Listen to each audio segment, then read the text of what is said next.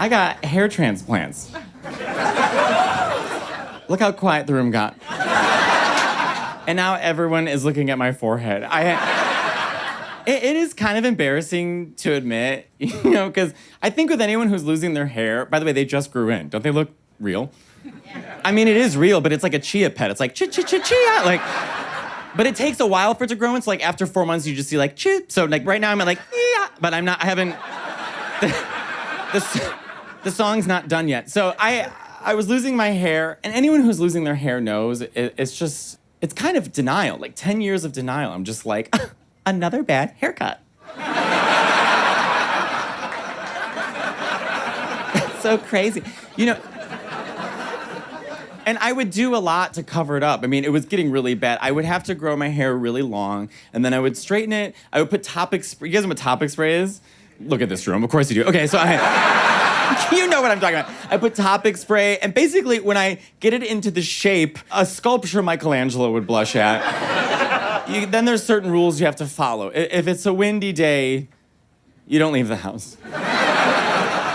You just look out the window like, well, I'm sick today. The pool, that's a big one. Never putting your head under the water. Just sort of floating around. Like a gay alligator, just... Oh. No. You guys look like you're having fun. Bed, that's another one. But I'll get into bed with a guy, and they try and touch my hair. I'm like, yeah. So The thing is, as a gay guy, I'm very envious of hair. People with nice hairline. I can't tell if you're hot or you've got nice hair. And also, let me just say this. I do not think straight guys deserve nice hair. There, I said it. Thank you. Straight men do not deserve nice hair or nice asses. That is my rule. Oh, all these ex-football players walking around doing nothing with those asses. And I'll talk to my girlfriends. I'm like, do you like guys with nice butts? Like, we love big butts. I'm like, okay, but why? Because we can grab onto it during sex. Like, that's like ordering pasta to smell it.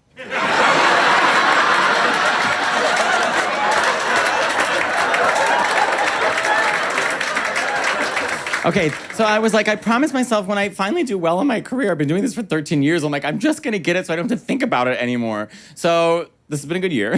So I know, and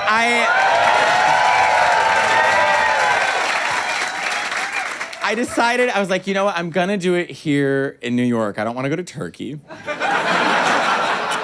I just can't, I just seen all those pictures of those guys, hundreds of guys with their heads wrapped swollen like they're the alien from Mars Attacks. Like, I don't need to be going through customs and they're like, what did you bring back? Ack. Like,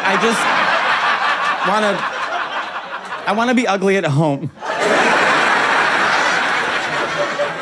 So I found a really good doctor. Just as a PSA, if you are thinking about getting it done, you should meet with more than one doctor. So I met with a bunch of doctors, and I really liked one. So we had our consultation a year ago, April of 2022. And, he was nice. It was very thorough, showing me what he's going to do.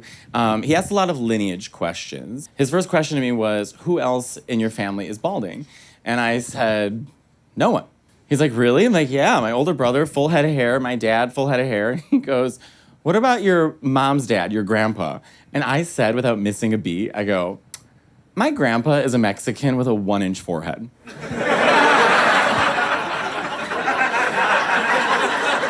His hairline starts here.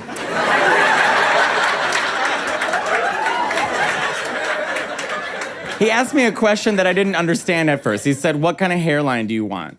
Now, what he meant by that was, how much do you want to pay? Because you're paying per hair. Literally, they're counting the amount of hairs I got 2,700 grafts. I paid per hair. But they don't want to start the conversation that way. So they say, what kind of hairline do you want? Well, I didn't get it. So when he said that, I go, I want to look like Scar, the gay lion from The Lion King.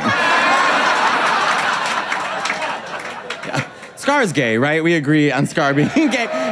An elephant graveyard. Okay, sure. That song, Be Prepared, was about douching. And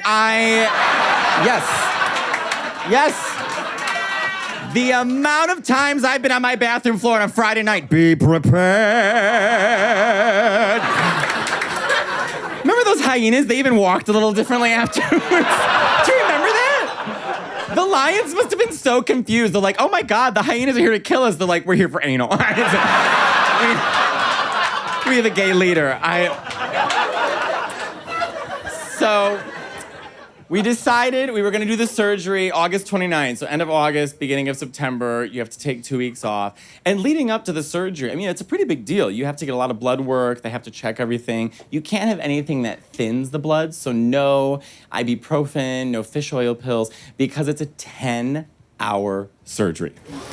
I know. And they say, we're not gonna put you under. We're gonna give you just enough meds so that you're kind of like in and out. So I show up and they tell you not to eat breakfast. So they give me the meds right away. Actually, let me know if you think this is a lot. They gave me 2 Valium and an Ambien. Okay, that is a lot. I know. I think that they had a conversation beforehand. They were like, well, he's a New York gay, so we better...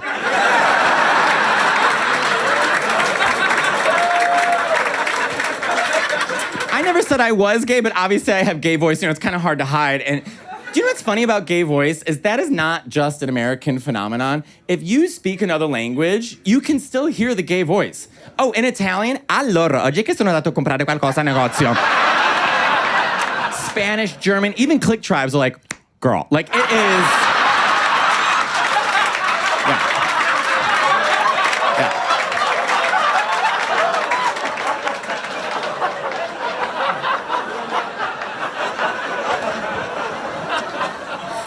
I'm gonna get canceled.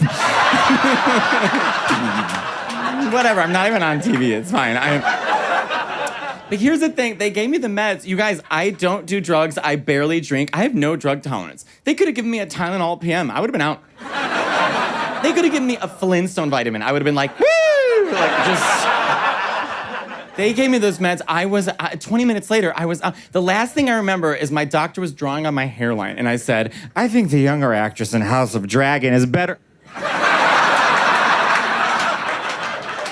I did not wake, that's true, I did not wake up once for 10 hours. You guys, I slept the whole time, and I was like, okay, they must have had a lunch break or something.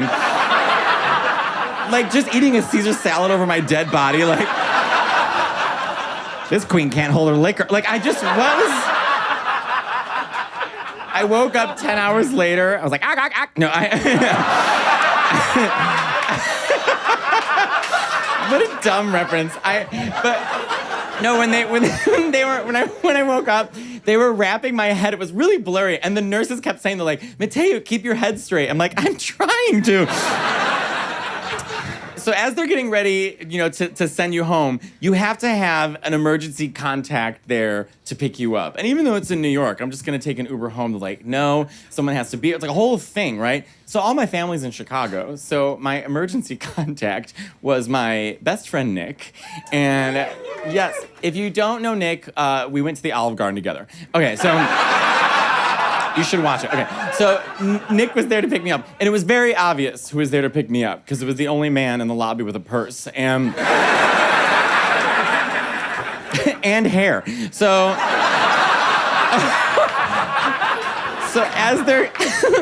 as they're getting ready for me to leave, the nurse goes, "Okay, Nick, Matteo's ready to go, but you're gonna have to help him into the Uber because the drugs haven't worn off yet." And Nick goes, "Let's go, Lindsay Lohan."